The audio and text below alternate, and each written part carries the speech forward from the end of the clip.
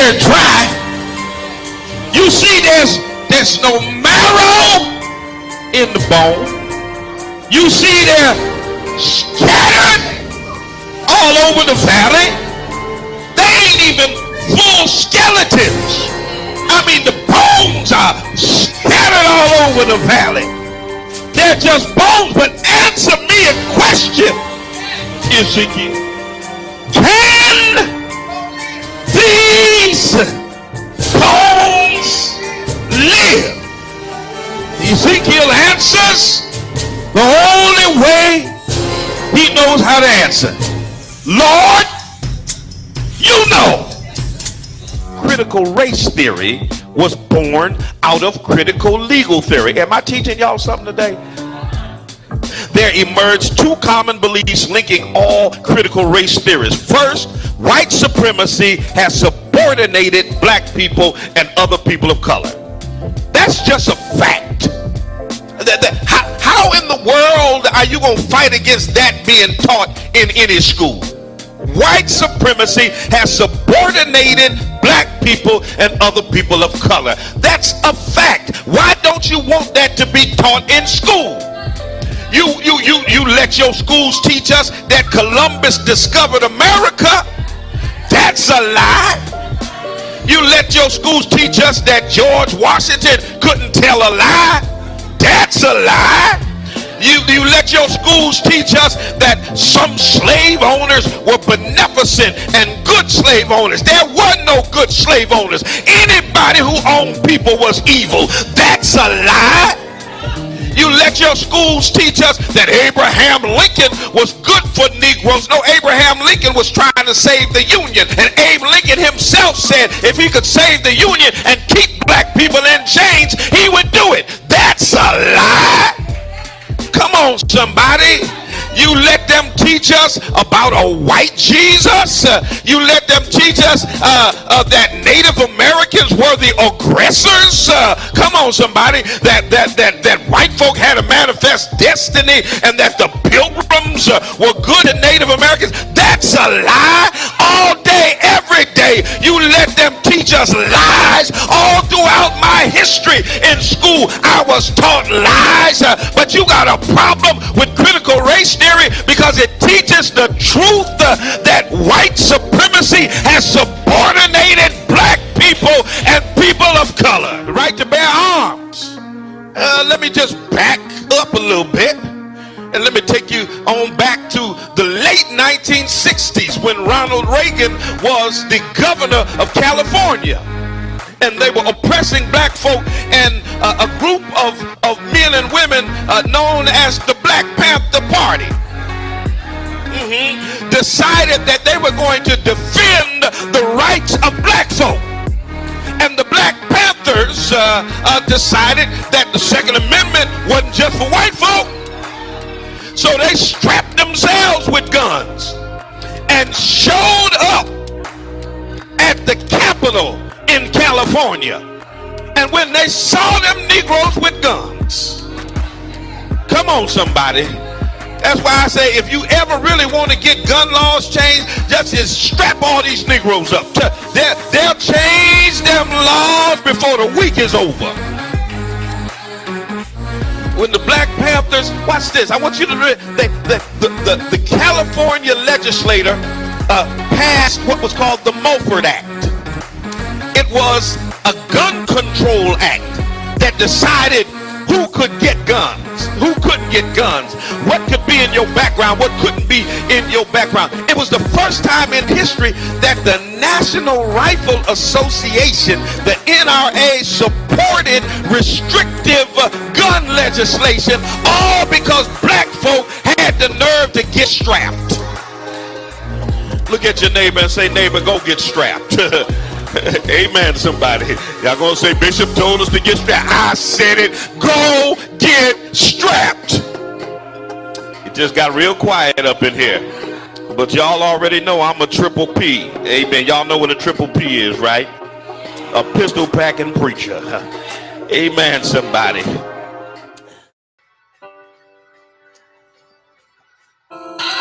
Thank you, Jesus.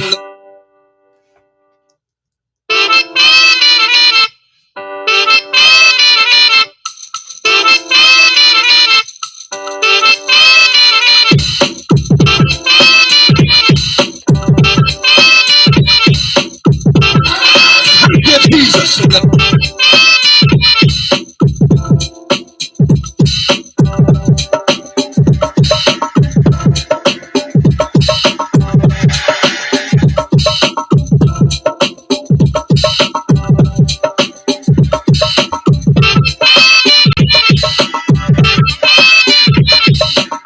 got a responsibility to go back to Lodabar. Your work's not done just because you made it to the palace. Bless the name of the Lord. But you've got a responsibility to help somebody else make it across. Thank you, Jesus. Don't pull up the ladder because you climbed to the top. Don't blow up the bridge because you made your way across. Thank you, Jesus. But reach your hand back down the ladder and pull somebody else up out of Lodabar.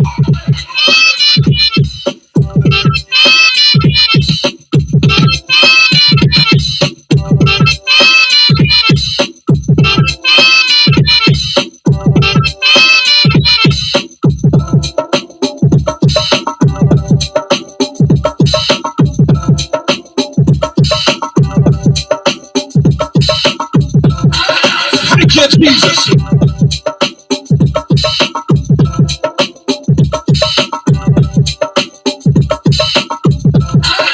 Thank you, Jesus.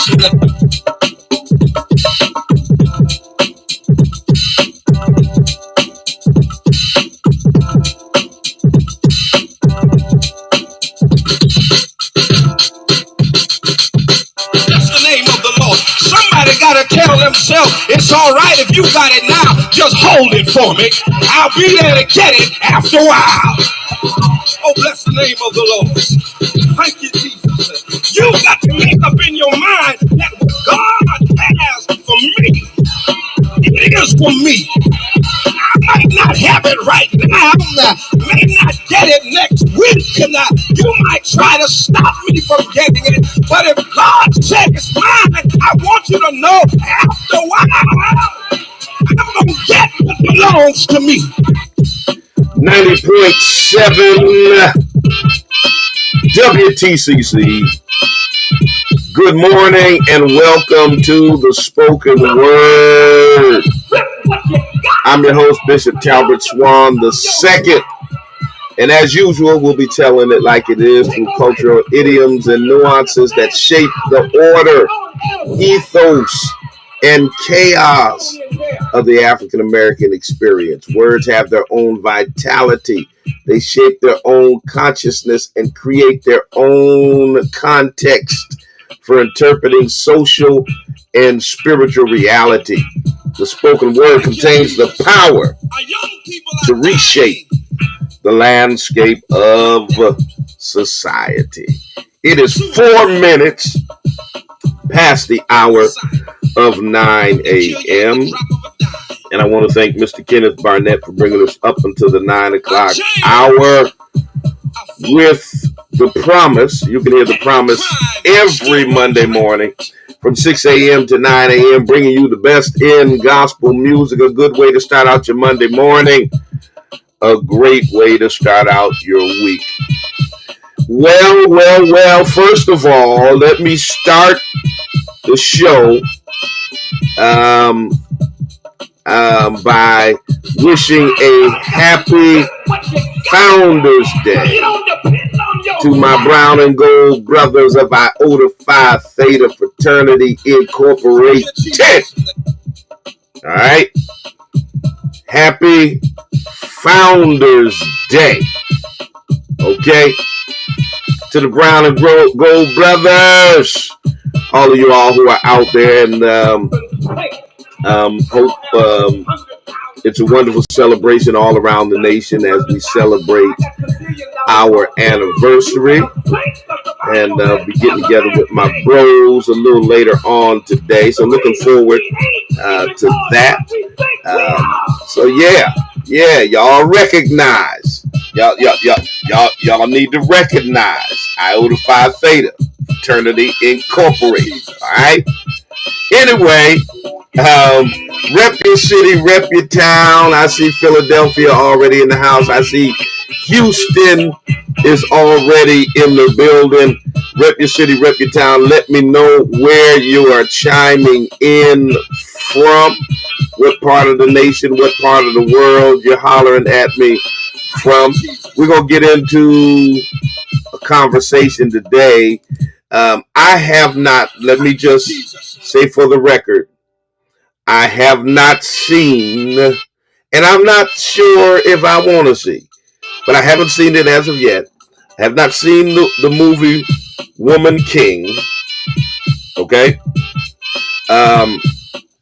But what I do know is it's helping to reinvigorate this narrative and this conversation that's been going on for a while, because it has always been a white supremacy talking point. Whenever you talk about the horrors of American chattel slavery, one of the first white supremacy talking points you get to try to justify the heinous horrors of slavery, and to abdicate and absolve white folks from responsibility around the enslavement of Africans and subsequent generations and the lingering effects to this day of slavery.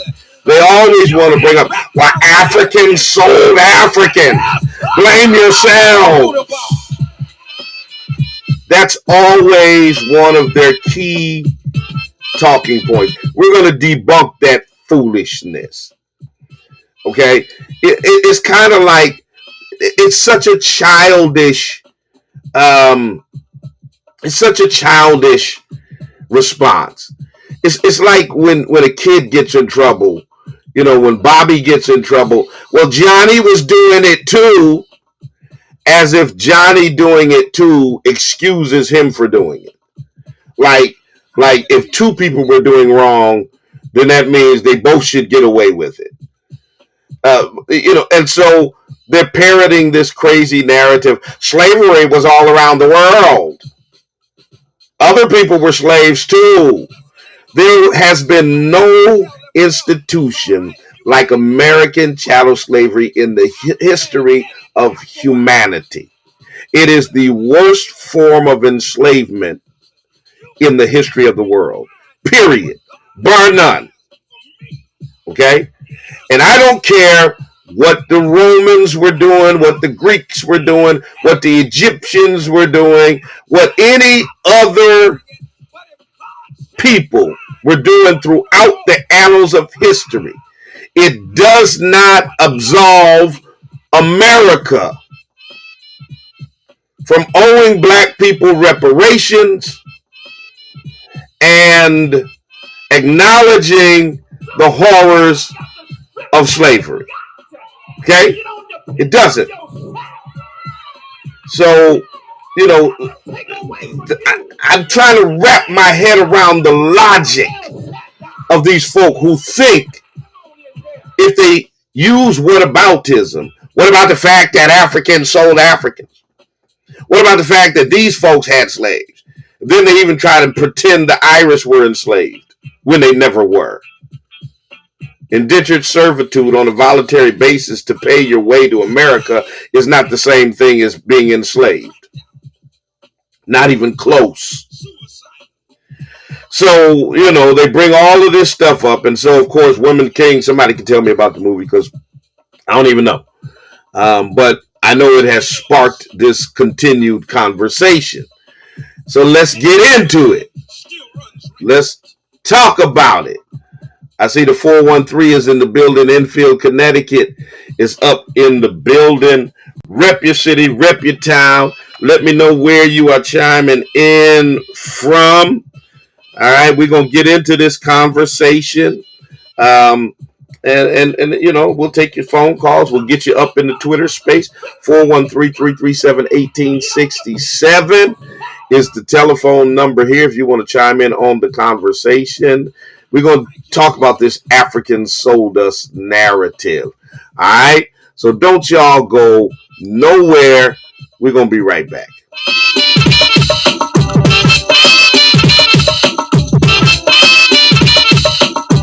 Hey, I don't have no $100,000 a year thoughts. $200,000. I got $1 billion thoughts, baby. You better think that the Bible says, as a man. I see you, City Councilor LeVar Kick. The reason we hate is because I tell somebody Bishop is on the air. Let's get it. the essence of life is growth, but the essence of growth is change. The being in the road will be the end of the road if you refuse to change. Reach a little higher, Reach a little higher, dig a little deeper, dig a little deeper, go a little further, go a little further. Come on, come on, come on, reach a little higher, come on, yeah. dig a little deeper, Dig a little deeper, go a little further. go a little further. Come on, but don't stop. The essence of life is growth, but the essence of growth is change. The being in the road will be the end of the road if you refuse to change. Your life will never change until you get disgusted with where you are. Whatever you don't hate is what you tolerate. You must learn from the past, plan for the future, and live for today. For it is your daily routine that determines your success or failure in life. It's the choices that you have made up until this point that will determine the rest of your life. So break the cycle that doing enough is simply good enough. You only get out what you put in, so don't settle for the crumbs when you can have a whole lot. So push yourself beyond your limitations. Come on. Reach a little higher, Reach a little higher, dig a little deeper, dig a little deeper. go a little further, Don't stop. don't stop, Come on. don't Reach a stop. little higher, Reach a little higher, dig a little deeper. dig a little deeper, Go a little further. go a little further, Don't stop. Don't stop. Don't stop. don't stop. So you gotta break the routine of trying to beat the system. Manipulators will always try to bypass the process for the quick progress. There are no shortcuts to success. There are no elevators to the top. You gotta take it one step at a time. You gotta break the routine of allowing others to get into your head to control who you are and where you're going. You see, when you're about the positive, you're gonna always have haters. But don't let your haters push you down. Let your haters push you forward to the next level. So when people show you who they really are, don't perceive them to be something else that they're not. See, a zebra does not change his stripes.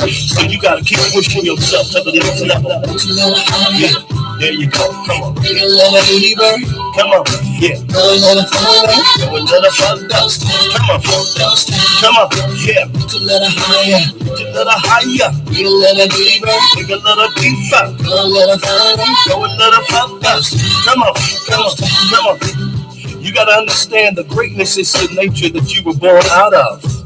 You'll never discover your greatness without hard work and dedication.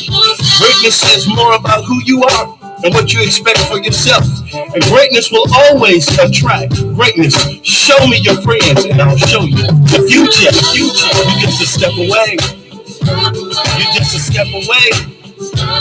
You're just a step away. Don't ever give up. Come on. You're just a step away. You're almost there. Come on. You gotta push yourself beyond your You're almost there, y'all. You're just a step away. You see, there's no mountain too high, no valley Keep too on low. moving. You can Keep go on where you want. moving. It's all in the power of your imagination. If you can see the invisible, you can do the impossible. Don't give up. Stretch yourself.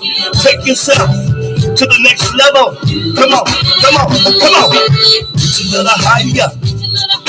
Dig a little deeper. Go a little further. Come on. Don't stop. Come on. Reach a little higher.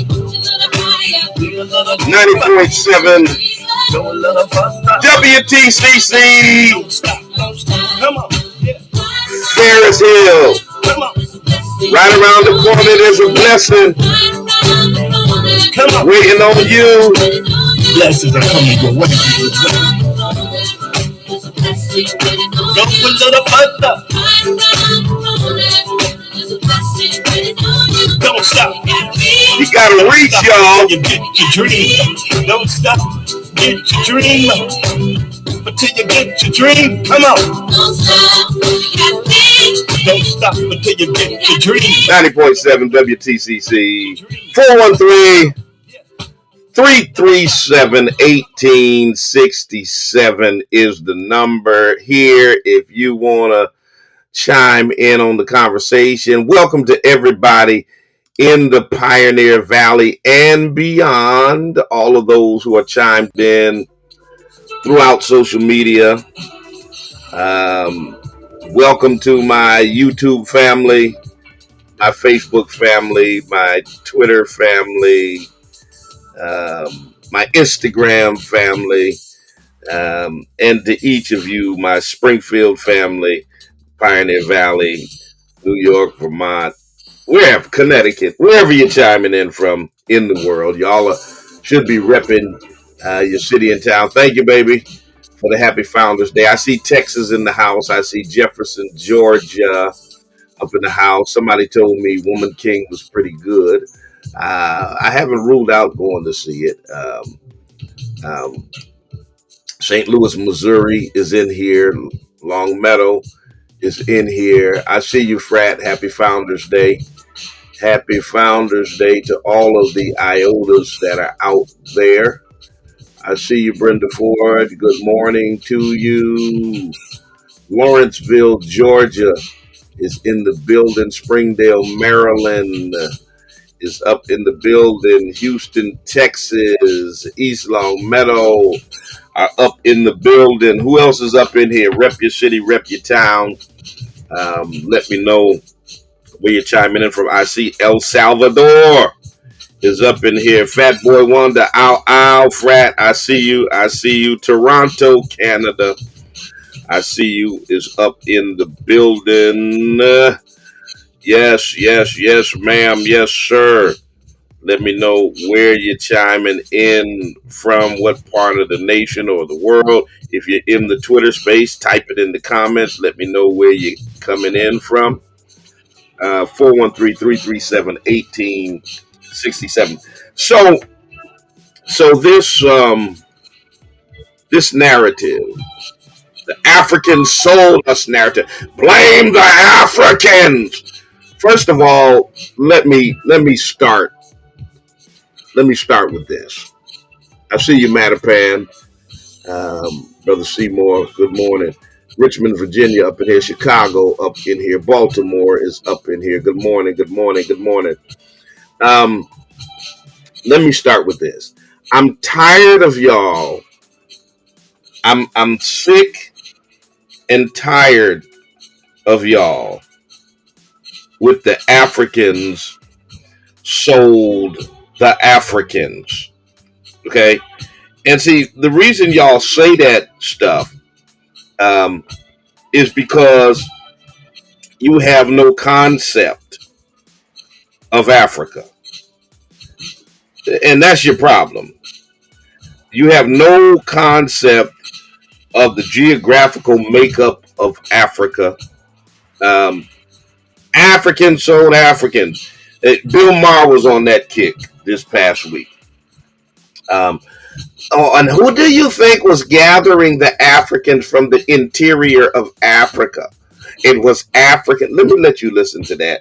Then I'm gonna make the point. I'm gonna get to the point that I'm making, because Bill Maher again was trying to basically diminish the significance of American chattel slavery by jumping on the whole Africans sold Africans and slavery was everywhere kind of kick, and being very dismissive of what happened in America.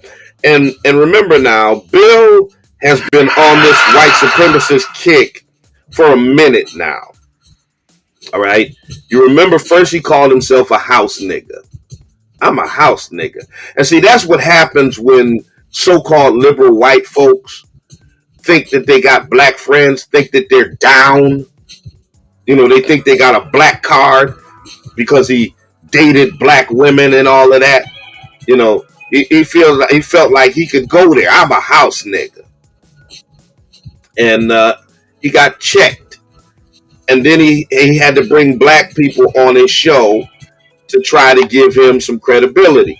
So he brought his buddy, friend of mine as well, um, Dr. Michael Eric Dyson, on the show to give him cover. Ice Cube kind of put him in his place, but he brought black people on the show to give him cover.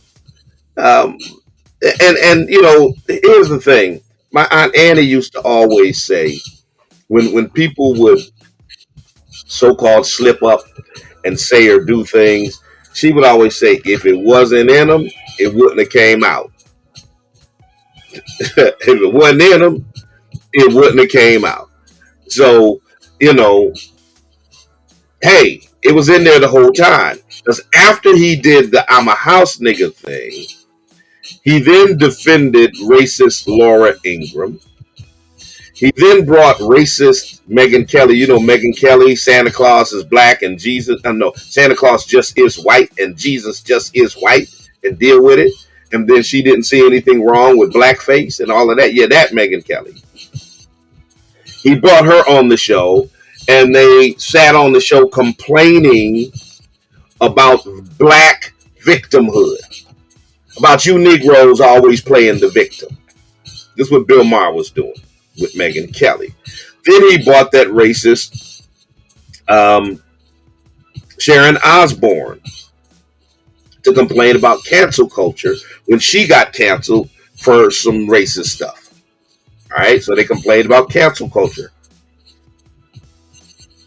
Then he's done several shows complaining about wokeness.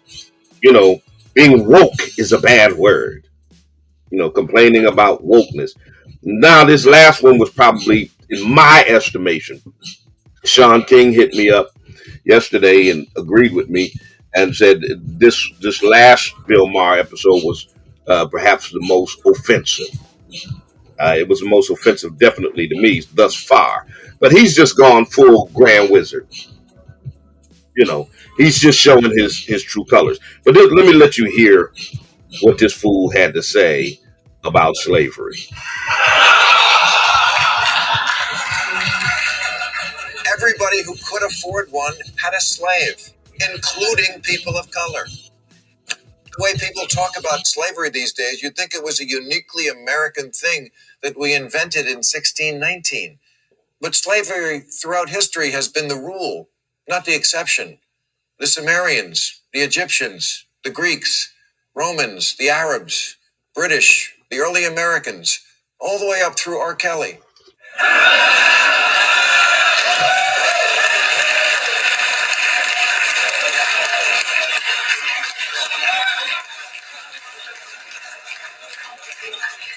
The Holy Bible is practically an owner's manual for slaveholders. The word slave comes from Slav, because so many Slavic people were enslaved, and they're as white as the Hallmark Channel. Who do you think gathered the slaves from the interior of Africa to sell to slave traders? Africans, who also kept their own slaves. We're a species prone to making others. All right, let me get done with him because I can't take no more. Who do you think gathered the slaves from the interior of Africa? Like Africa is this little town. Africa is a whole continent, Bill. And to all you white supremacists who always keep talking about African sold Africans, which Africans? I challenge y'all to tell me which one, because you can't tell me which one, because you don't have any clue about African history. Africans, so that's like saying North Americans.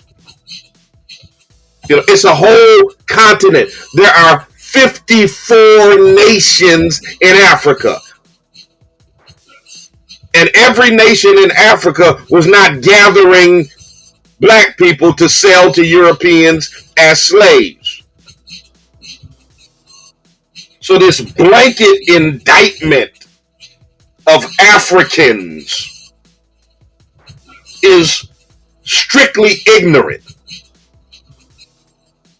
It's straight up ignorant. Okay, if you're gonna parrot this narrative, then do it accurately. What African nations? And then not only the nations, what tribes in the nation? What specific people there were doing that? Instead of you trying to indict all Africans. See, white folks have a problem when you say white folks. It's not all of us. It's not, but they'll pull at Africans, sold Africans in a heartbeat. It's one of the greatest tools of white supremacist propaganda in the annals of history. All right, and it's a flawed argument because it reduces thousands of different African kingdoms and ethnicities and nationalities to one group.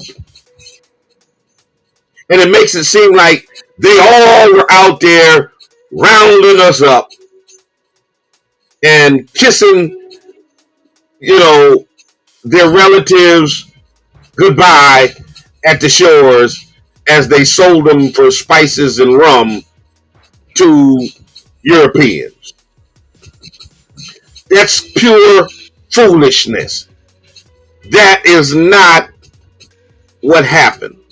This whole African sold us narrative completely dismisses and ignores the vast complexities of a diverse continent.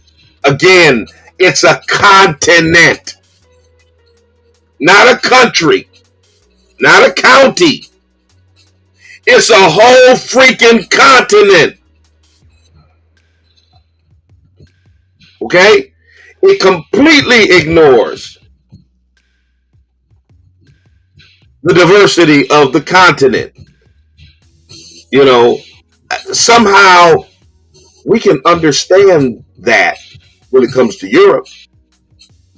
We can understand Europe consisted of Italy and England and France and Poland. We can completely, and Australia, we can completely understand the diversity and the complexities of different nations and different people when it comes to white folks in Europe. But it's like we have no concept of the various wars, conflicts, histories, political agendas of 54 separate nations on the continent of Africa. And that is once again a way to dehumanize Africans. So ignorant Bill Maher parrots that same narrative. Africans sold Africans. Mike Martin, come on, man. It's truth, though. Nobody is denying that there were people of African descent from various places that played a role in the slave trade. But that doesn't excuse American chattel slavery. And you guys need to stop jumping on the bandwagon with these white supremacists. It's like when black people talk about, every time you talk about the extrajudicial murder of black people at the hands of police, we always get some ignorant Negroes who start talking about, what about black on black crime? As if one has something to do with the other, as if one negates the other, as if a black person commits a crime against another black person, then that just justifies white police murdering black people. It's ignorance. It's ignorance, to depict African ancestors as one group of brutal beasts selling everybody. All right. And here's the other thing. White folks can't figure out which depiction of black people they want to stick with. Because on one hand, these are just brutal beasts, rounding up black people and selling them. But then at the same time, they also want to depict us as poor, docile people sold off with no fight in them. I mean, which is it? It's all a false narrative. Here's the reality. Some of the same folks from the same kingdoms, from the same tribe, where people were guilty of being involved in the slave I trade, can't connect to your Wi-Fi network. Open the Google fought Home app to completely reconnect to Wi-Fi. against the slave trade. I don't know why Google's tripping. Fought against the slave trade, fought their own tribesmen, their own countrymen. Congo is one example, the Kingdom of the Congo. There were internal conflicts over the slave trade. It wasn't like some agreement. Yeah, we're going to sell these folks and get us some rum and spices. And then not everybody that's left on the continent of Africa is a descendant of slave traders. I mean, that's a harmful generalization. It's just not factual. It's not grounded in history. It's ahistorical. Not everybody descended from people who participated in the slave trade. And you have to also realize that simultaneous to the transatlantic slave trade, African nations were being colonized. They were being colonized and enslaved on the continent by the same Europeans who brought Africans to the Caribbean and to the Americas to enslave them. I wish y'all would learn history and stop parroting these dangerous narratives.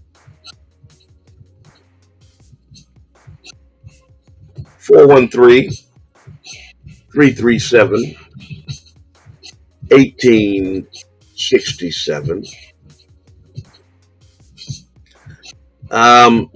Now let me say to Mark, whatever the heck your name is,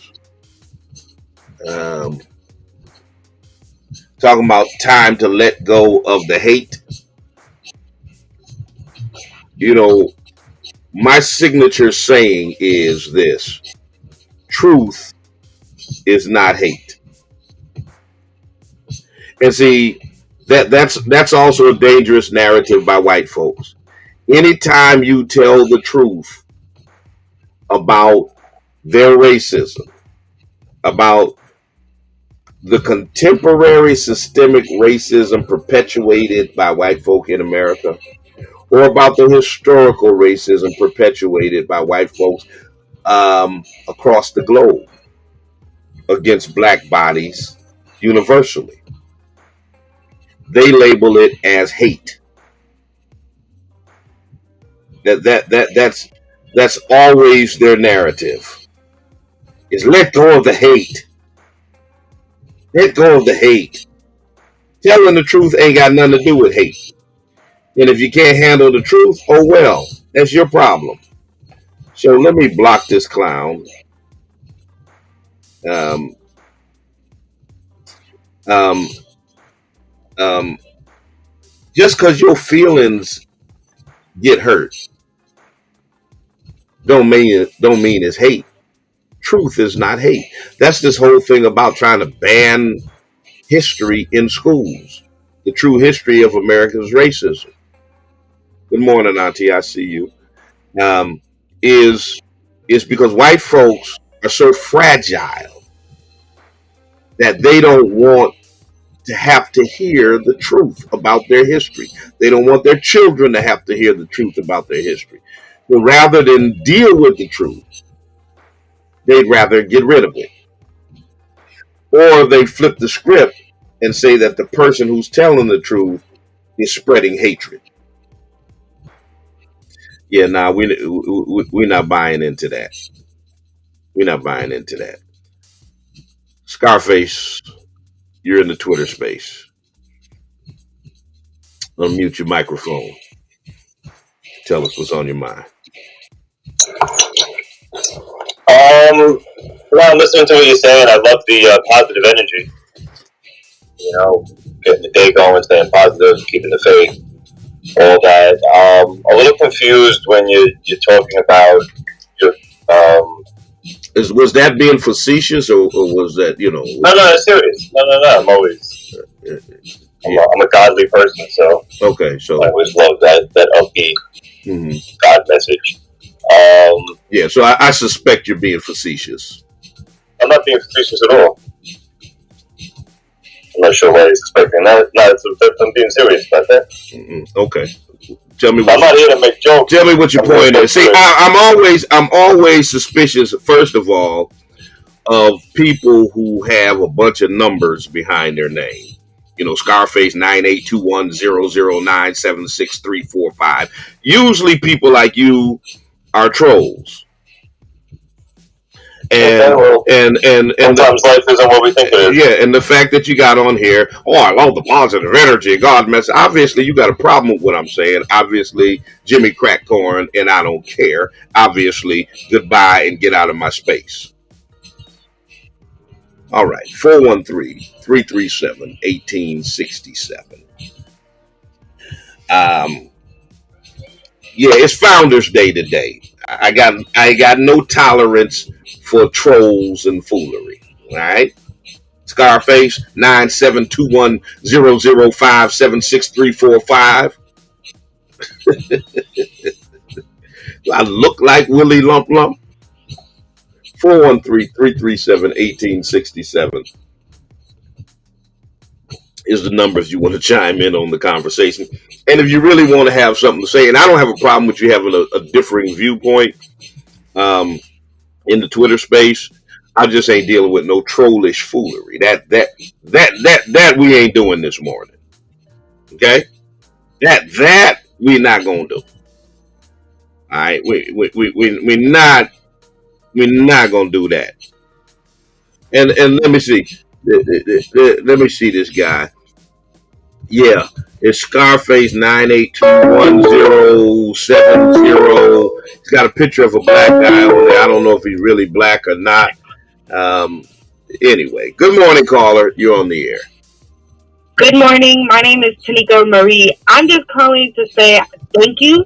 And no, I'm not being facetious, but I just want to thank you for educating me, because a lot of things that I learned when I was younger about my culture obviously do not calculate with the things that you teach and educate the world about. So I want to say thank you, because I've been listening to you for the past 2 months, and yeah, my eyes are very open. And I did want to ask, I want to learn more about the correct history, and I would like to know, where do I start? Because there's so many places and so many books. I'd say start there, sis. Dig through, and here's the thing. I always encourage people, especially in America, to look at sources, especially news sources and such, that are not American, because the rest of the world has a different perspective about America than America does. And a lot of times we get propaganda. We really get, when we talk about history, that's exactly what we get. His story. There's a saying that the tale of the hunt will be different when it's told from the perspective of the lion instead of the hunter. So I'd say look through a diversity of books and news outlets and research articles, because there's a wealth of it out there to be learned. Appreciate you, sis. 413-337-1867 is the number here. We were brutally enslaved in the Americas. And many of the African kingdoms and empires that we have come from did participate in the slave trade. But they were being colonized and enslaved at the same time. Many of them didn't have a choice but to participate in the slave trade. while white Europeans got a gun to your head colonizing you, what you gonna do? What you gonna do? 413-337-1867. I see my sis Teslin Figaro up in here. Let me bring her on. Sis, what's happening? Morning. I am glad that you are addressing this topic. You and I are often on the same page. I don't know if you saw my tweet about this yesterday when I said, well, 2 days ago or yesterday, I can't remember, get my days confused. But I said that regardless of how many people are cheering and crying and clapping, and this includes black people as well, that we are still pushing forward with reparations. It was so interesting because Bill Maher made a point in his opening radar to remind us of how Africans sold Africans. And also, I believe, and I think I sent that to you as well, and correct me if I'm wrong, but I know Candace Owens had also brought that up, which she brings it up constantly. It was brought up maybe a couple of weeks ago about Africans selling Africans.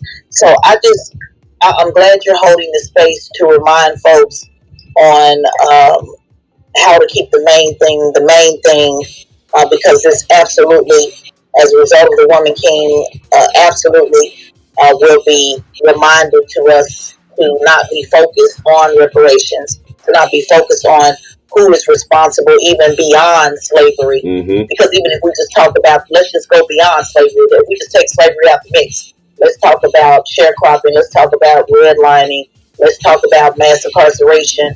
The list goes on and on. Yeah. So it is very important that we understand how to redirect these talking points.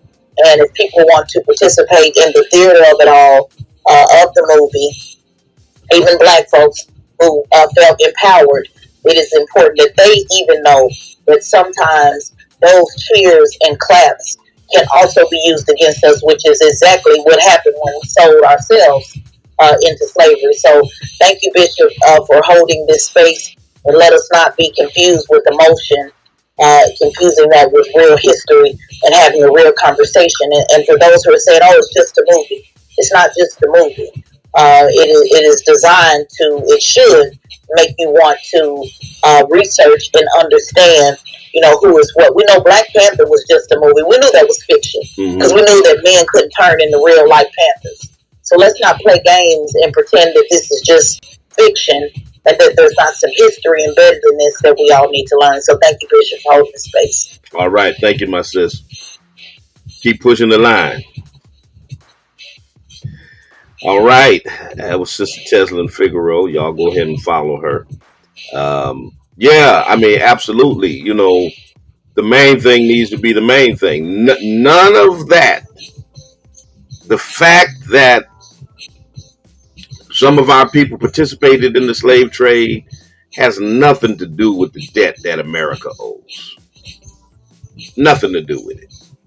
You got human trafficking going on right now. So let's say some clown traffics your daughter and some other clown buys your daughter from him. And the one who purchases your daughter rapes her repeatedly, ties her up in the basement and holds her there for several years as a sex slave, brutalizes her. At the end of the day, are you saying the one who raped her repeatedly and held her as a sex slave holds no culpability, doesn't need to be accountable, that the only person that needs to be accountable is the one who originally trafficked her? Of course you're not saying that. But that's the ignorance these white folks are trying to say about American chattel slavery. That somehow it's the fault of Africans. And the hell with the fact that for the next 400 years, we did this to you. We lynched you and raped you and breeded you and brutalized you and dehumanized you. The hell with all of that. We get a free pass for that. It's the most asinine logic. That's Mayo logic. Like, Like you hold no responsibility. No, no, you still owe reparations to the descendants of enslaved Africans. Period. Period. Um, African history deserves its complexity, and refusing to recognize and minimizing them denies the humanity of our ancestors. Pretending that all Africans participated in this is nothing but additional white supremacist gaslighting.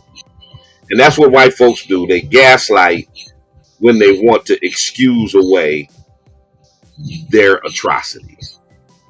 Let me get Gamer MD in here. Gamer, you're in the Twitter space. Good morning, Bishop. How are you? I'm good. How you doing? I'm doing good. Just real quick, somebody had asked for some educational resources. I just wanted to plug the 1619 project really quick. All right. A lot of really good information there. Nicole Hannah-Jones is the person who kind of started it. There's a small army of people that are working on that project. It's excellent for information purposes. It kind of goes into, from the beginning of slavery till today. And I just wanted to plug that because I think that it's a hugely important project. And it's one of the reasons why this whole entire quote-unquote concept of critical race theory being taught in schools all of a sudden became a thing, right? Because at the end of the day, and I'm a white person, right? But white people, whenever you threaten their convenience or you threaten their privilege, all bets are off, right? Like that's the bottom line, and that's what happens. This white supremacy in its mildest form really comes down to the fact that white people get threatened when their convenience and their privilege is challenged in any way, shape, or form. And so back to the point that you made earlier about hurting people's feelings with the truth, that's exactly what is up. And that's why it's so important to have this knowledge for people, because if they don't know where they're coming from, they're doomed to kind of repeat that history. And that's something that's been proven and borne out over time, right? So I support you 100%. I'm really glad that you do these spaces, and I just wanted to put that educational nugget out there for folks. And thank you so much. All right. Appreciate you. Yes, sir. Good information. 1619 Project. Check that out. Let me get Texwell the Wiz in here. Texwell, you're in the Twitter space. Tell us what's on your mind. Unmute your mic. You got the floor. What's going on, people? What's happening? Hey. Okay, I don't know what happened to Texwell. Where'd you go? All right. Well, let me get Organic Health up in here. Texwell, jump back in. Organic Health, you're in the space.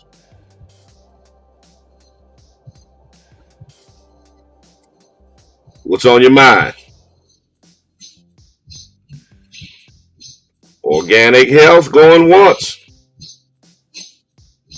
Okay, hello Bishop. I just saw this space and I thought, let me come in and listen. That was the plan, but all right. I was a bit weary of getting in, but I had to read it over and over again to be sure I don't get into a space where I will be bashed for something my ancestors didn't do. And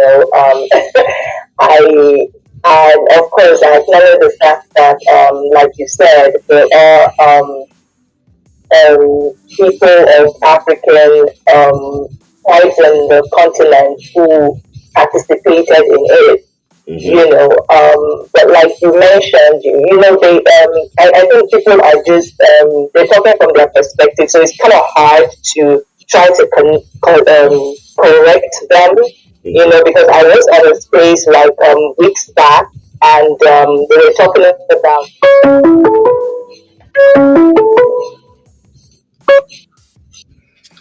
all right, hold something like that, and I find it weird that there was some sort of I wouldn't say hatred, because that would be really roofing or something of Africans, especially Nigerians. And I was there talking about I was, thinking that I was among brothers and sisters ignorantly, and they totally just twisted everything I said because I was talking about how that we should look at how the Jews are a community, how they take care of themselves and things like that. Can't remember everything I said right now, Mm-hmm. and then they were like, "You don't get to tell us what to do. Who are you? We're greater than you. You people are this." I mean, they just it was something else, and when I realized they weren't listening, I just got into the listener section. I just listened. I had to force myself to listen, and then it was really, really tough for me because I was like, whoa, I wasn't really expecting that.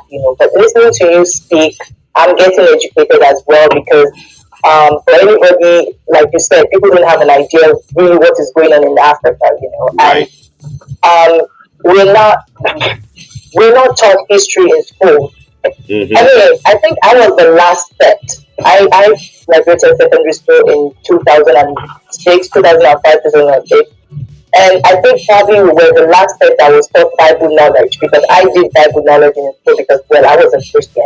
And only for me to hear that even that has been removed. They Right. don't teach Bible knowledge anymore. They don't teach, no history, no, and then you'll be like, who is trying to hide what? Why are they Right. trying to hide Exactly. these things from us? What is going on here? Because the Bible is also part of history. There is no way you can talk about the Bible, for example, and you will not be curious about what happened in other places. So, that kind of defeats the purpose of, we invented everything. Some people just come up with that they invented everything. And the Bible shows clearly that African countries were kingdoms, Yeah. and that, Exactly. for Exactly. example, the gospel got to Africa through Africans mostly, from the Mm-hmm. eunuch that came from Yes. the Yes. courts of the queen of Candace. Ethiopia Yes. to, yeah, exactly, so you see things like that. A lot of things are being debunked, and so they try to hide these things, so I just want to say thank you very much. I would, as much as possible, see whenever you're on space so I can get myself educated more about our history generally as Black people all over the world, Mm-hmm. and Africa and beyond. So All yeah, right. that's what I want to say for now. Thank you very much. All right. Appreciate you, my sister. Um, good morning, caller. You're on the air. Good morning, Bishop. How are you? I'm good. How are you? Blessed Bishop. Thank you for the gift that you are to the body of Christ and to the Thank world. you. Thank you. I just, yes, sir. I wanted to share with the young lady who was interested in some information, and I know the 1619 project has already been shared. Mm-hmm. Nicole Hannah Jones, the author, does cite Lerone Bennett Jr., Mm-hmm. who wrote Before the Mayflower. Before Before the the Mayflower. Mayflower, they came before Columbus. Yep. Yes, and also The Color of Compromise by Jamar Tisby, who is in the Christian space, but I think it's good to have both of those viewpoints and how we deal with issues today because sadly, um, white evangelicalism has perpetuated white supremacy Mm-hmm. in America.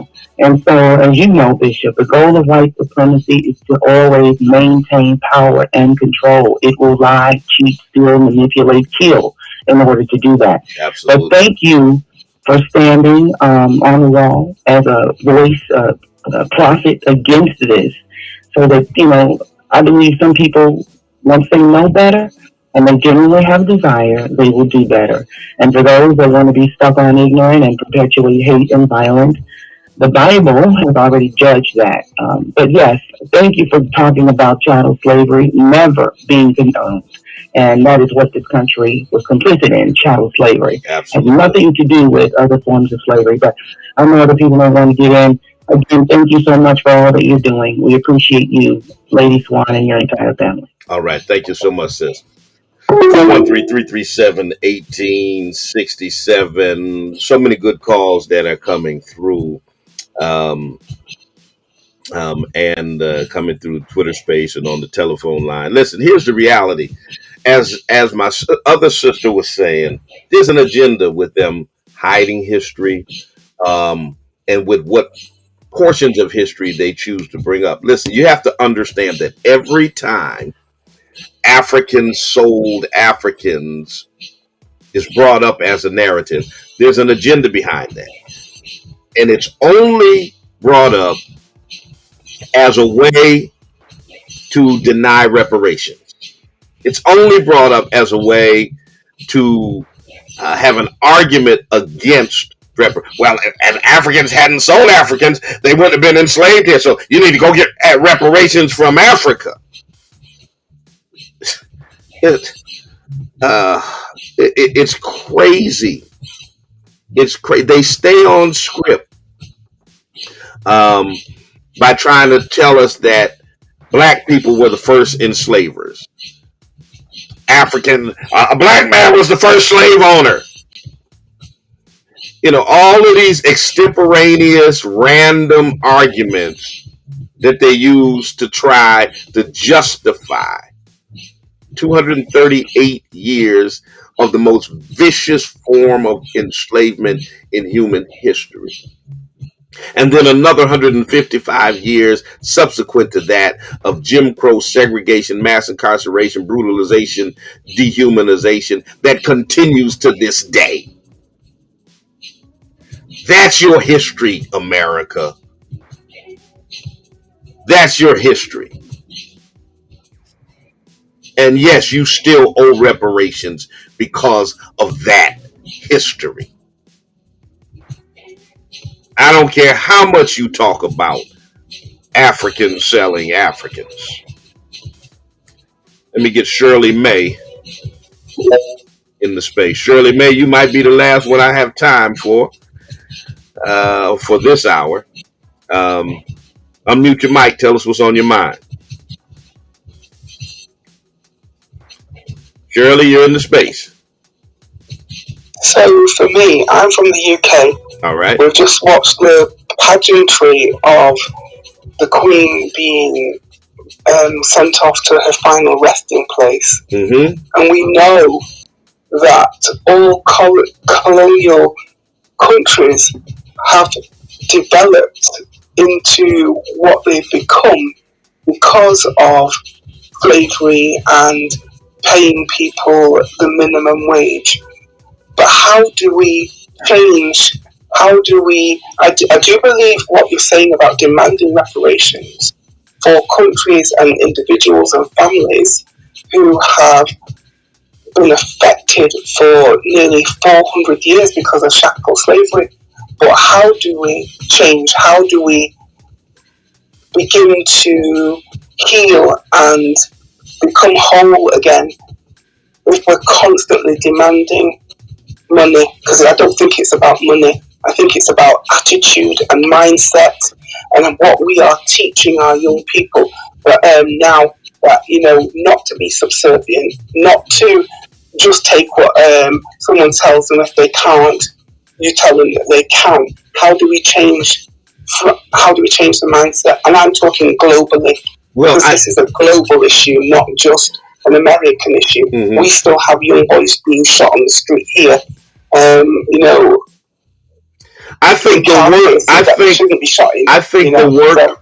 the work that black people have to do in terms of changing its own mindset about how we conduct ourselves as people is a valuable and important conversation, but it's one that's separate and apart from the very real and legitimate justice claim that we have to reparations. And of course, I don't have time to even go into that because I'm out of time during this first hour and have to transition over to justice and flow. But I think you bring up a good point. I just don't want to conflate the two issues. All right, listen, I gotta get off of WTCC radio and transition over to Justice and Flow. So if you're listening on WTCC and you want to continue vibing with us, come on over to our social media spaces, and we'll continue with Justice and Flow momentarily. If you're looking for a place to worship, check us out at the Spring of Hope Church of God in Christ, 35 Alden Street, Springfield, Massachusetts, 11 o'clock a.m. on Sunday morning. We're building better tomorrows by changing lives today. Moving into Justice and Flow, those of you in the Pioneer Valley listening on WTCC, it's always a pleasure. Check us out at the NAACP Freedom Fund. It is on October 27th. Bishop Vashti McKenzie will be our guest. Go to bit.ly, bit.ly /104 Freedom Fund. You can purchase your ticket right there and get all of the necessary information. Until the next time, I talk to y'all in the Pioneer Valley and y'all talk to me. Always remember, God loves you. So do I. Stay tuned for Justice and Flow.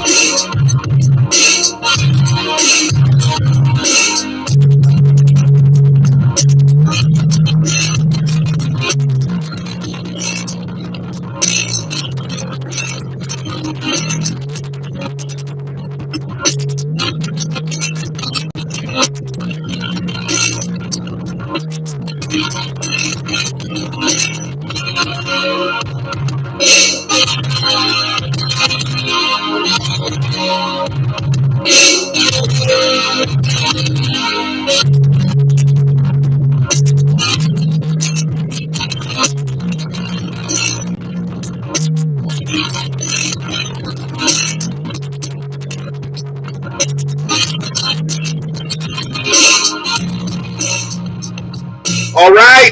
Good morning. Good morning. Good morning. Good morning. Welcome, welcome, welcome, welcome, everybody, to the after hour, after show, after hour, whatever you want to call it, Justice and Flow. Here we is. Here we be. Here we are. Good morning. Good morning. Good morning.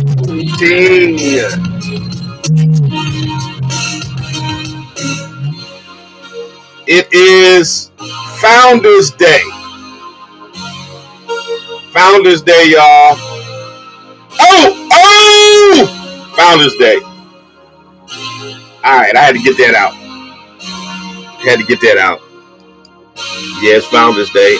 Iota Phi Theta Fraternity Incorporated. Good morning to all my brown and gold brothers. I need to play the anthem. I really need to play the anthem. I got to do that before I get done with this. I need to play the anthem.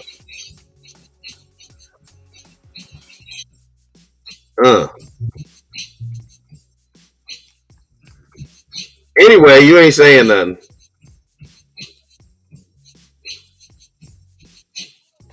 Oh, you know what? Hear me? I didn't realize I was muted. Yeah, yeah. Can nobody hear you? Good morning, everybody. Good morning. Good morning. Should have known you were talking, but anyway. I was saying Happy Founders Day, number one. That was the first thing that I said. Okay. I said good morning to everybody. Welcome to another edition of Justice and Flow. I was checking in on Justice. I got a question for you, Justice. I'm looking at this hair. Did everybody noticing this hair? What And hair? I'm wondering if you just gonna let it grow out. Are you like about to go into a 70s phase and you gonna, start rocking a big fro? Are you What's just wrong? gonna let your What's wrong, hair grow out? what's wrong with my hair? I'm not used to it. You, I'm like you I should be used to it I by now. I've been wearing it like this for a minute, huh? I think you're letting it get long. I've been letting it grow for a minute. Yeah, I think you're letting it get long. Yeah, I know you've been letting it grow for a minute, but I thought you was gonna let it, stay at a certain length. It seems like it's getting bigger and bigger and bigger, and I'm wondering if it got anything to do with aging and you being happy that you're holding on to your hair. Unlike some of your brothers, at your age, Listen, they start to lose, some of their hair. I've never really been You're blessed in that department, I guess. about that because I mean it's just genetically my family we go gray, we don't go bald. So we have to. My uncles and my dad, we got to send them over, get my son over to cut their So hair what down. are you doing? Are you flossing your hair now? So are you growing it out? That was my question. I'm Are just, you growing it out I'm just, intentionally? I'm just not cutting it. I'm gonna go get it edged up and stuff, but I'll let it be. Okay, so all right. So you know your wife, right? So that's fine if you want to let it grow out, but I like the natural curl. So don't comb out all of the natural curl. I think you should moisturize and use the sponge to kind of accentuate the curl that's in your hair. As opposed to like this, perfectly fixed kind of fro, if you will, combed out fro. That's just me. So you Just wait kind of on, maybe, till we get on in front of people to try to tell me how to do my hair. yeah, uh huh, yeah, because then I have some support. You ain't got no support because it don't matter what none of these other Negroes say. I Yeah, want to do with my blue, hair. blue, blue. Huh? What you say? I said it don't matter what your support say. I'm gonna do what I want to do with my hair. Okay, well, your wife was just trying to give you a little bit of advice. That's all. Hmm. And counsel. Something that you preach about often, but never seem to be able to take. Okay, so you want you want me to Good morning, everybody. Good morning, everybody. do my hair? Okay, I'll tell you what. You tell me how to do my hair, then I get to tell you how to do your hair. How about that? Tell me how to do my hair. Okay, I'm gonna tell you. I'm gonna tell you off camera. Have, not like you have any background in Oh, how much background you got in doing men's hair? it's not men's hair, but I know fashion and I know fashion. Okay.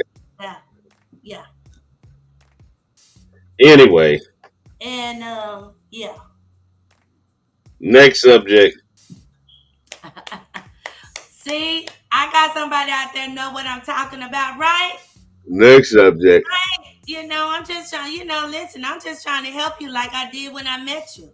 But it's all right. It's all right. You don't want to listen. Good morning, everybody. Good morning. Listen, Bishop, I don't have a guest today. I really just wanted to open up the phone lines and just kind of have a free for all.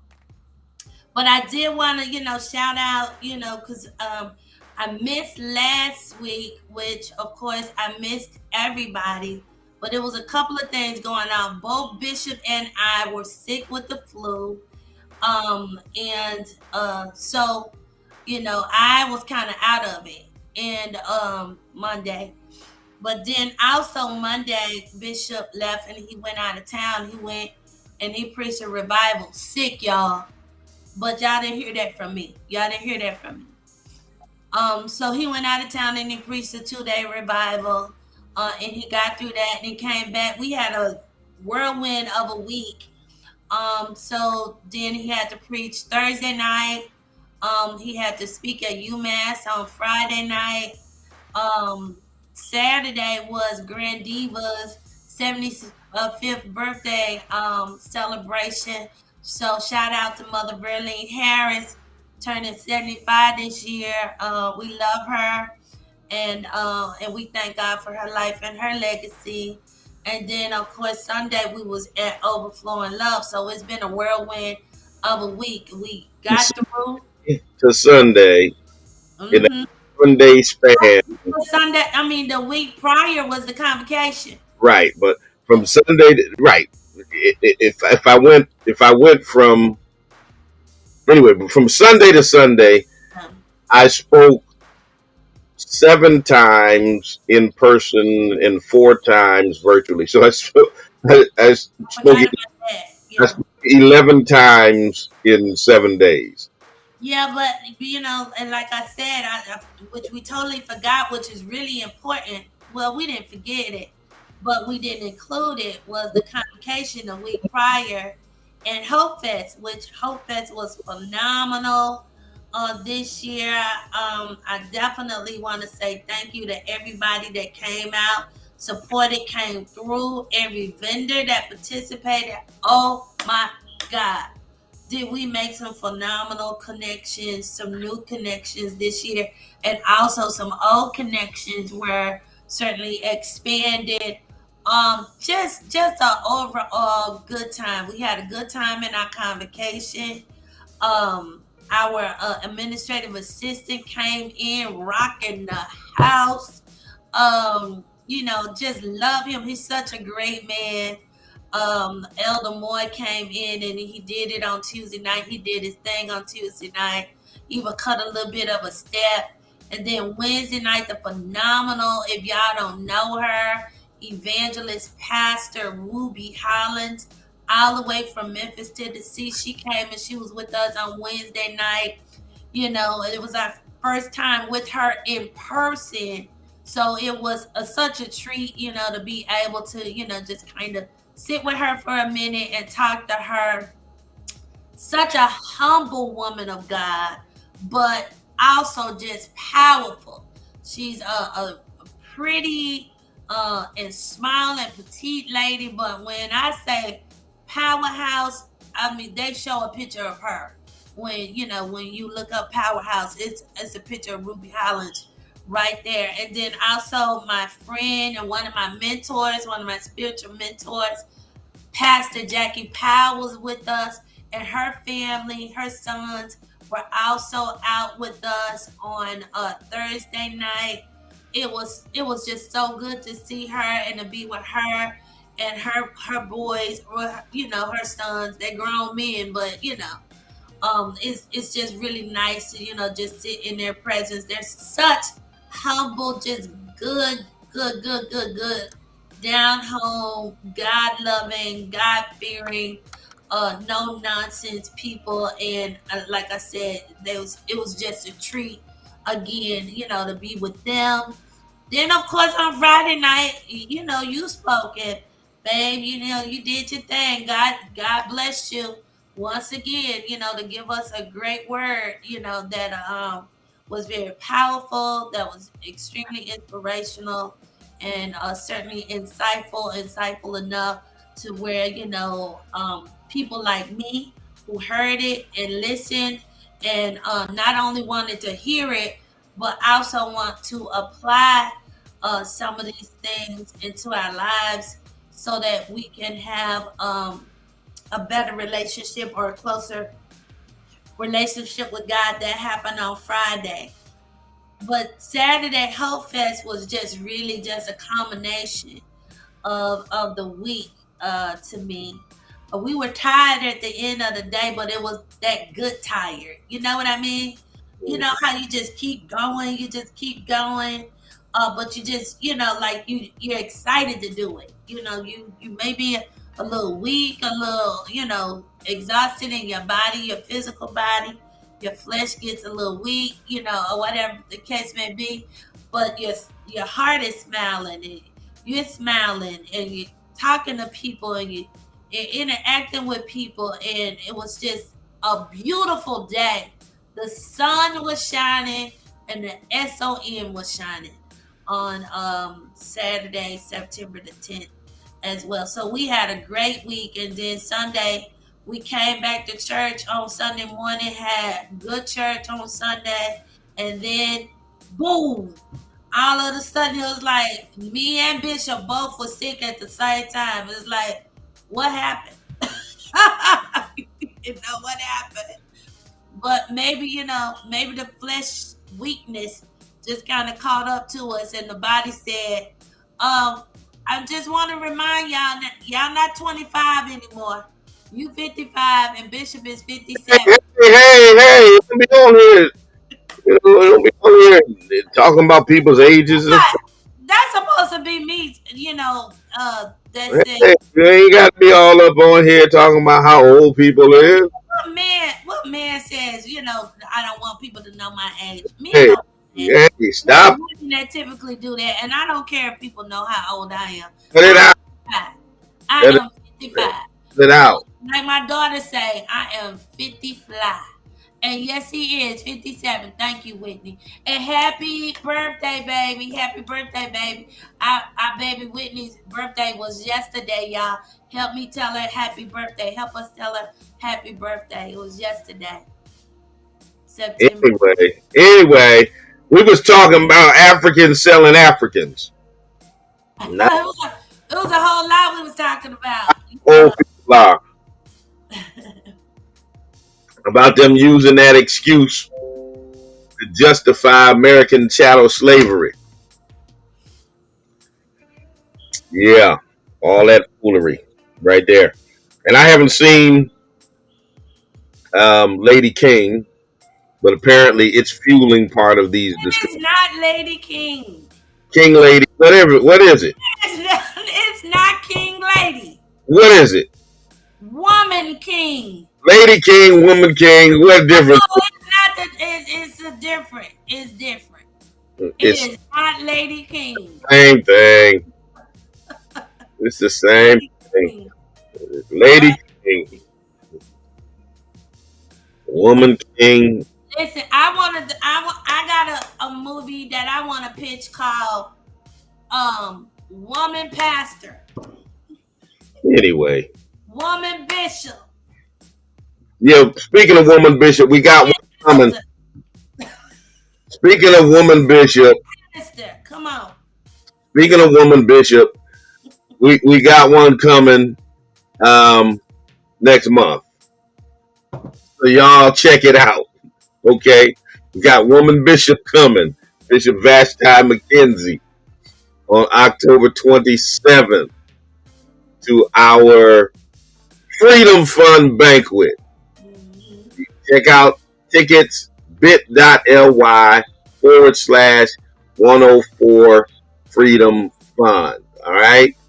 This is an iconic woman, a history maker, first female bishop in the history of the 200 plus year history of the AME Church, the oldest black denomination in the world, okay, in America. She made history, and so we got Woman Bishop coming right here to Springfield. You need to let everybody know what comes along with their ticket, their in-person ticket. Yeah, this is an all-virtual ticket. Your 1 year membership is included. Your membership is included in that ticket price. Annual membership. Annual membership. Membership fee Membership. included in that ticket price. $100 for in-person ticket, including your meal, and you can be there in person with Bishop McKenzie or in the virtual space. We will not be for all of you freeloaders.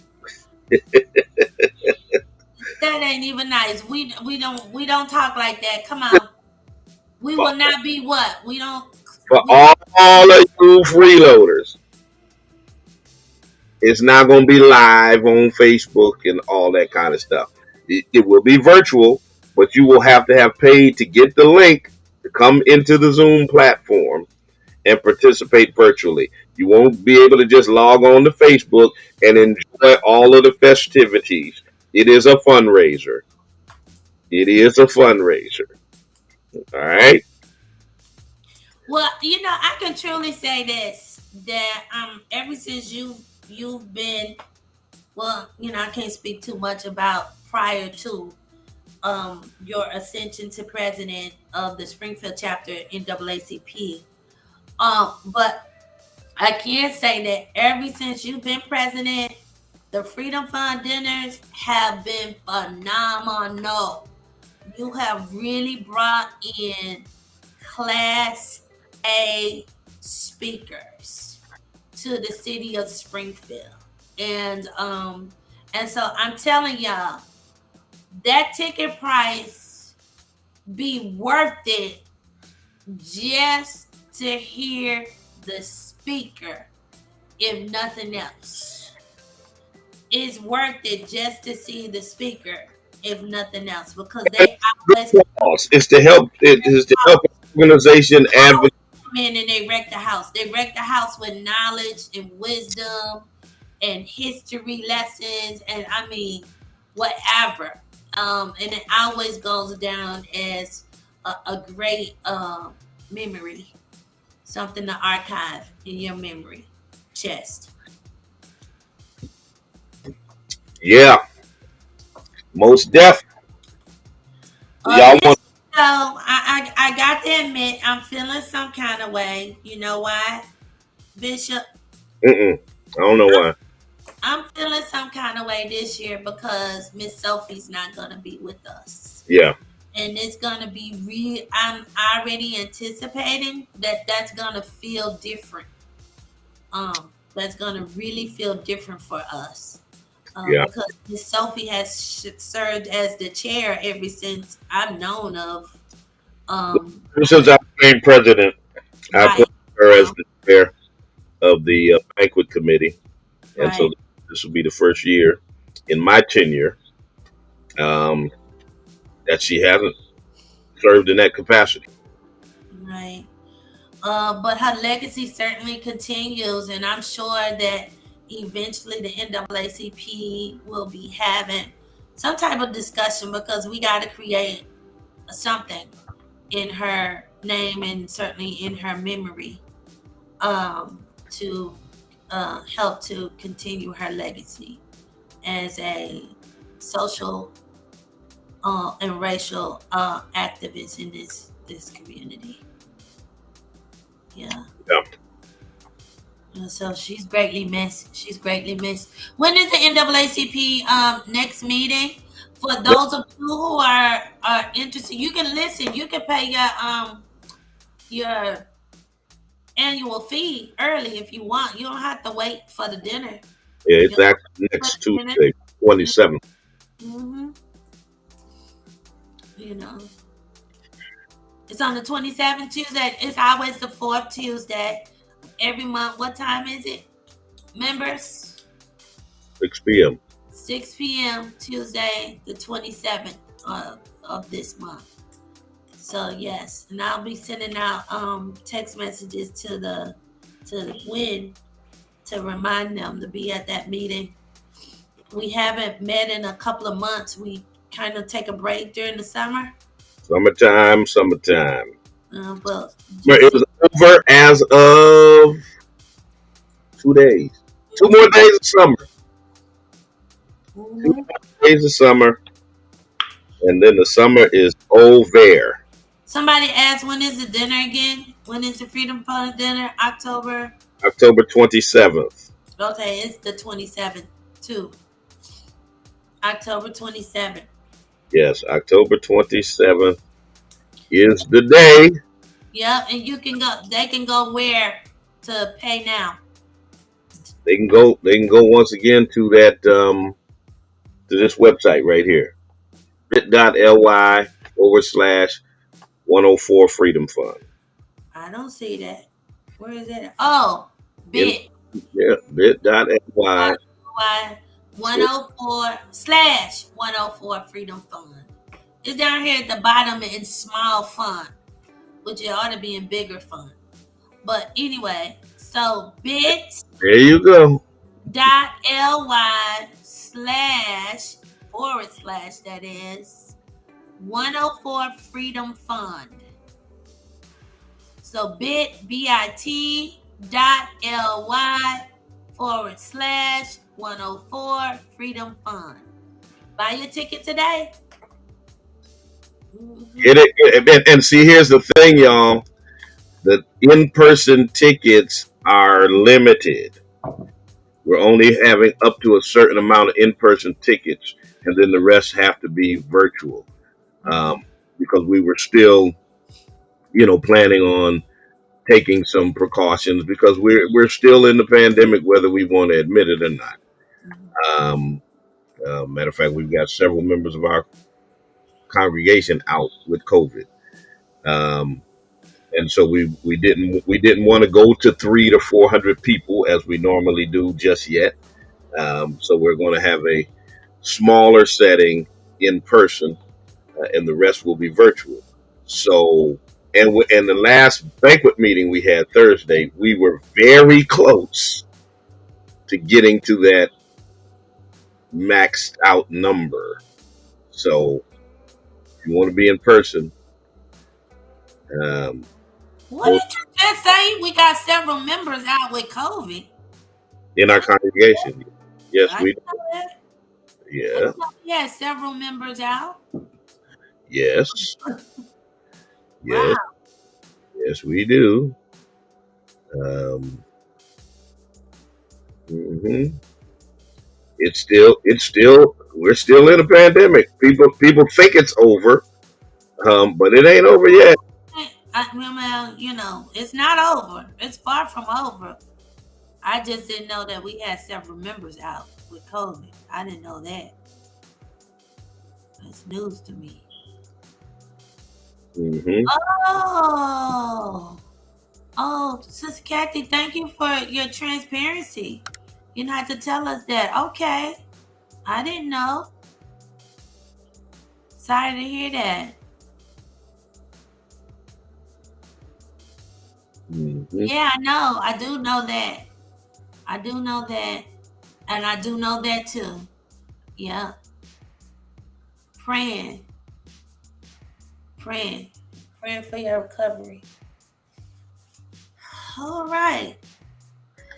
All right. And we had vaccine clinics too. We were trying to, get people prepared to get their second boosters and doses and all that kind of stuff. And we will be having additional vaccine clinics. Um, so yeah, ma'am, yes, sir. It ain't over. It ain't, and it's flu season. Yeah, we just getting over the flu. And the reason why we know it was the flu, and trust me, it took us out. It did. It took us out for at least a day, 24 hours. At least a day, it took us out. But we tested like several times.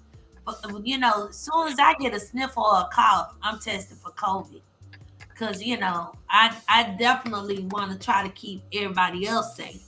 So if I sneeze, cough, or anything, I'm testing myself for COVID. Yeah, I tested last Sunday, because I said, and I was ready to go on a trip, and I was like, okay, I can't go do this revival if I'm positive, and I would have, I didn't know that. I would have had to cancel so much, and so I tested negative.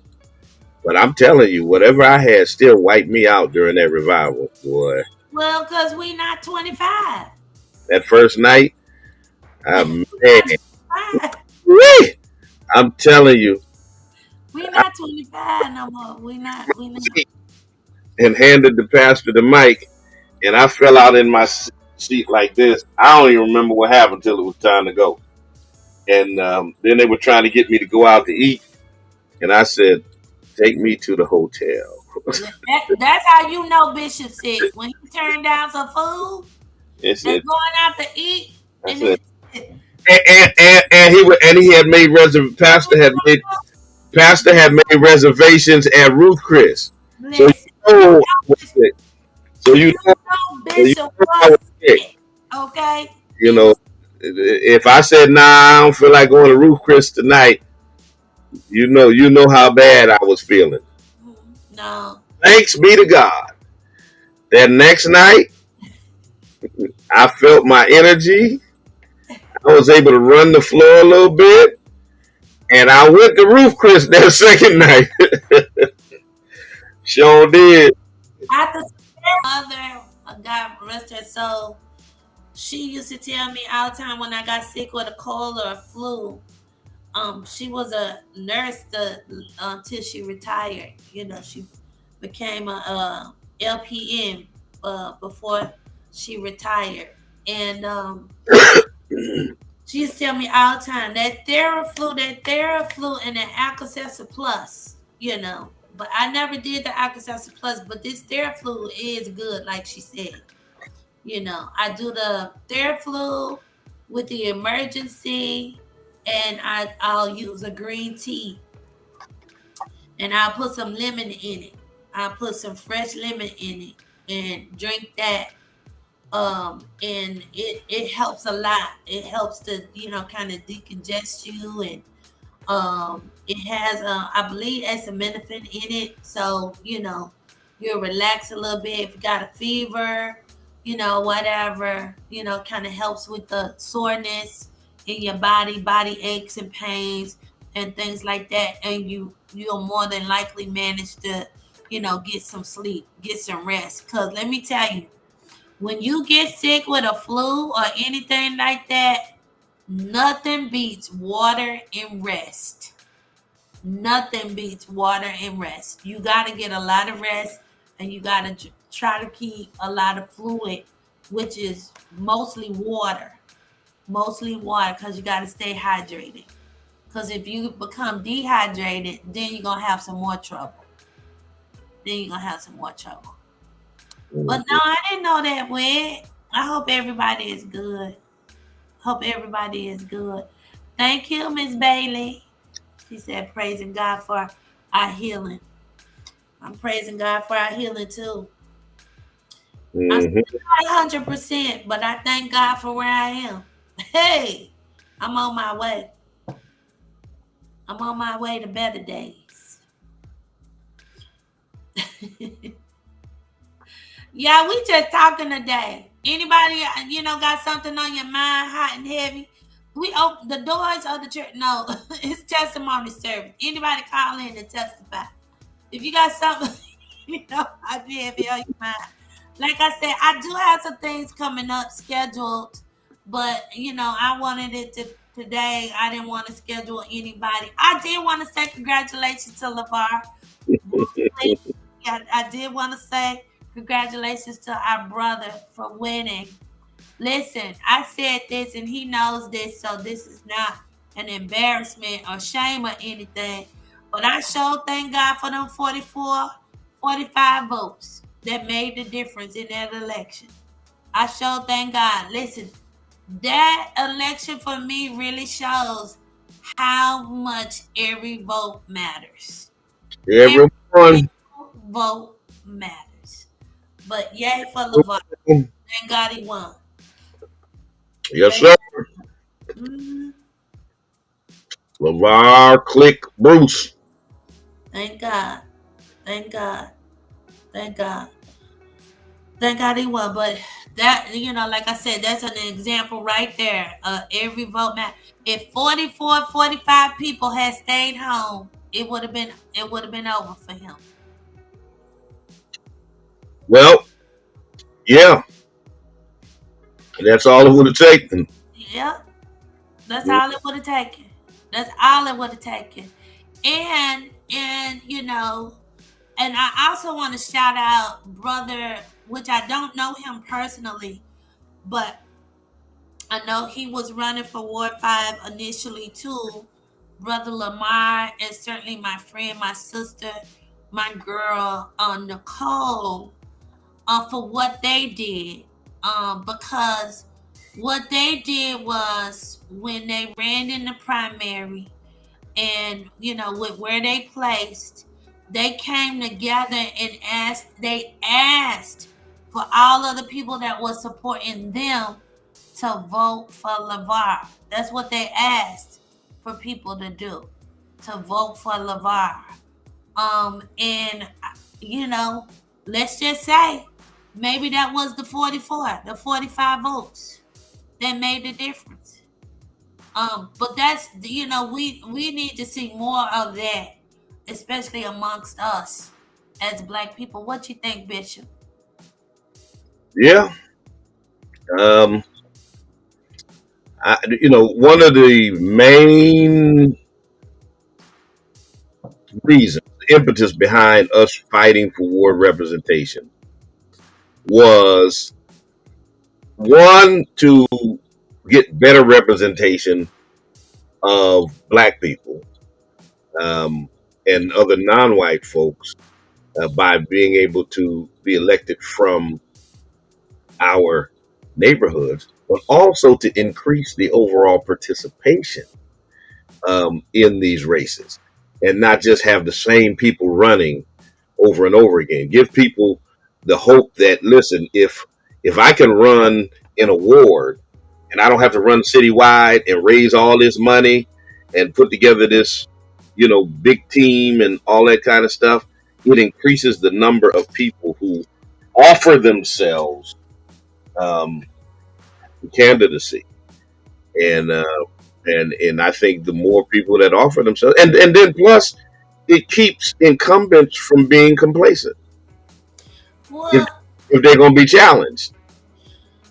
so I'm gonna try to say this in a way, to where I don't sound like I I have any animosity or hatred toward the guy that he ran against, because I don't know him like that. But I participated in a forum, and got to chat with him, along with some other people. And what I realized was that, a seemingly, nice guy, but he was like retired, of retirement age. And this was more of a like a kind of a career kind of, maybe, I just need to put this on the tail end of my legacy, and the ending of my career, or you know what I'm saying. It wasn't that I didn't see the same kind of passion from him, that I seen from LeVar. And I mean, like LeVar, he was like, LeVar said, well, this is my chance, my opportunity to serve my community even more at a higher level, right? And it's like, but dude, you got this comfortable. I said this to him personally. I was like, you got this comfortable job, and and everything, like you all set right now. You can take care of your family. Yeah, but I wanna continue to do work and serve my community. So he was like, I'm willing to sacrifice this job. My wife is in support of me, and so he said I had to, talk to her first and get her support. But once she signed on and said, baby, do what you feel you need to do, I'm behind you. He was like, okay, then I'm gonna do this. I'm gonna run for this, because I always want to take advantage of an opportunity to serve my community. That's like a done deal for me. When I see that somebody is willing to make a sacrifice, right? And losing what's looking comfortable, right? Where he's able to take care of his family and do what he do in the community and this, that, and the other. But he was like, I'm willing to sacrifice that, get, another job. I have to seek another job and get another job, win it if I win, or whatever the case may be. But, I'll be able to serve my community at a higher level, with Yeah. more authority, with more power. And so I just was just so impressed with that. And I just know he's just an overall good brother. So it's like not only is Ward 5 blessed to have him, but I'm like the city is elevated because now he's on the city council. So the city is blessed to have him. So I'm really happy that he won. Yes. By 44 votes and all, I'm really happy that it happened. Most def. Let me, you know what? Hold on. Let me pause this music here because I need to play. Let me see if I can get it. I need to play. I need to play a song. I need to play a song. Y'all see how Bishop just be doing his own thing? I be engaged in one way and Bishop just flip on. Stop fussing. Report to the flow right now. This is the anthem. It's Founders Day, so I gotta get this out to all of my brothers. When you see us on the campus, dog, ripping that bow in that shield, centaur walk. You can see us from a mile away. I-5 reppin' 196 Trey. Oh, yeah, okay. Drop me gold till I die, what you gon' say? Sweethearts reppin' break with us. I-5 till I die, y'all gon' kill us. Cool meal, Mr. High, well-known player. You got on gold today, so you know what's up. Rep I-5, yeah, all day, of the brass get carried out like a bar player. Going on, high in the air. I'm certified, qualified, yep, I'm a bayer. Brown and gold, yep, I'm the hater. While these H-dogs and lanes just go to payer. I-5, we long and strong. Calvin, you know what's up. Really tell Calvin what's up. Touching the brownies, ego trip. All right, I just had to get that little iota break in there. It's Founders Day, y'all.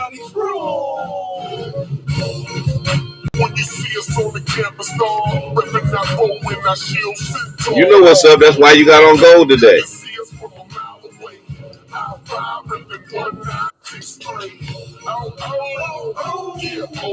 I know he ain't on there talking about no blue, nothing.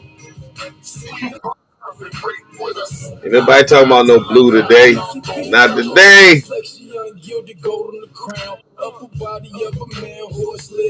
It's all about I-5 today.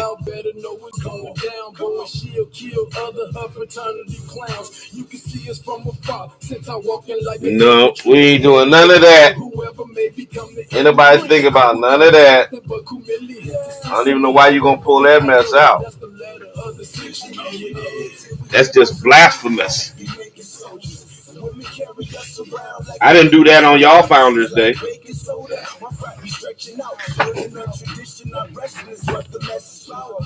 Now y'all know we still in the pandemic, so what y'all all need to do is go out, get you a nice mask, something like this.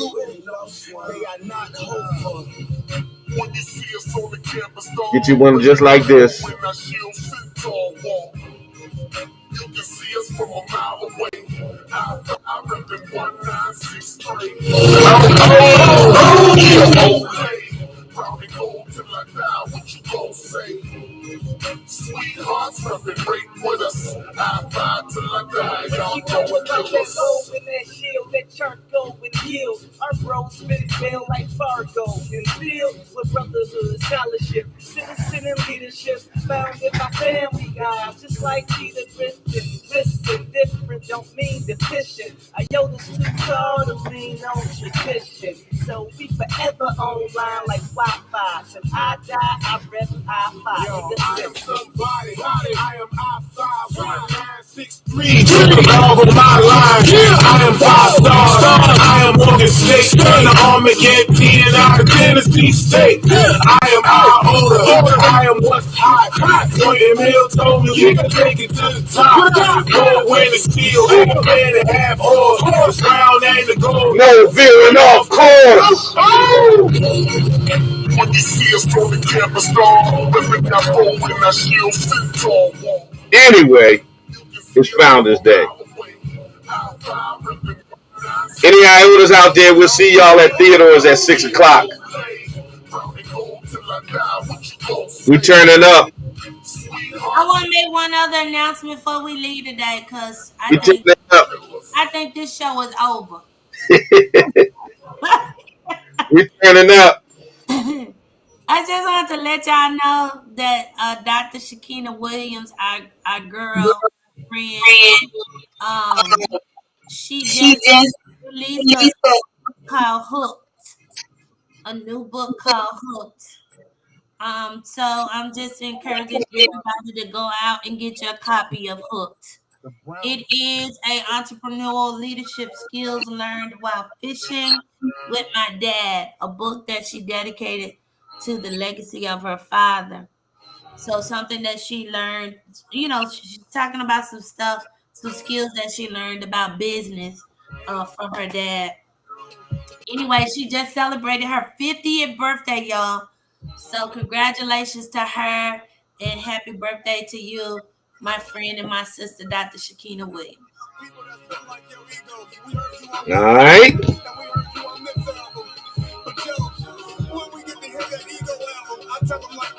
Bye, y'all.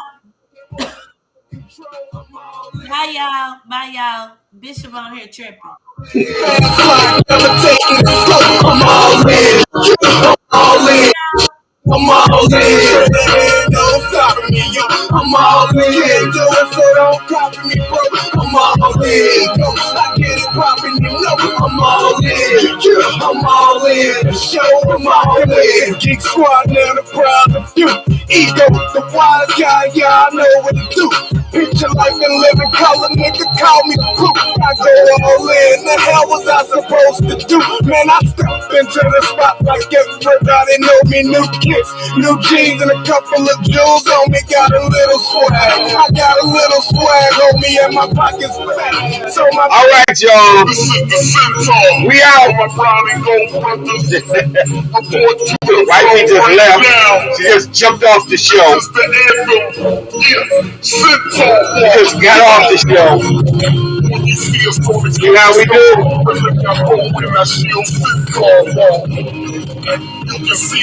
It is Founders Day. Ow, ow. I'm out.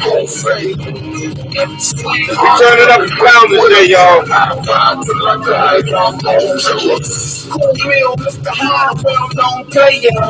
Until next week. But actually, let me back up.